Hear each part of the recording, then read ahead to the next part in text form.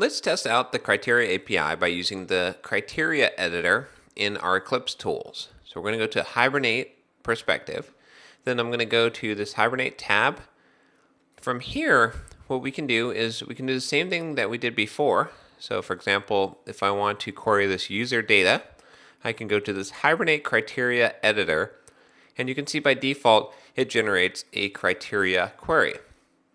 So the basic way that we create a criteria query is that we use session.createCriteria, and then we can pass the class that we want to create a criteria query for. So in this case, we're using user.class. If I were to just run this, you can see that we get back all of the user objects. We don't have any restrictions on here. This is the same thing as doing a select, except that we're doing this in a more object-oriented way. Notice we don't have any string that contains a query. Instead, we're using a blank criteria for a user, which is going to match everything.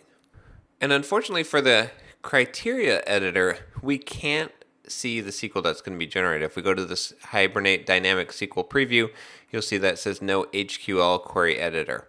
So we can't actually see what's going to be generated. In this case, we have to actually run it to find out.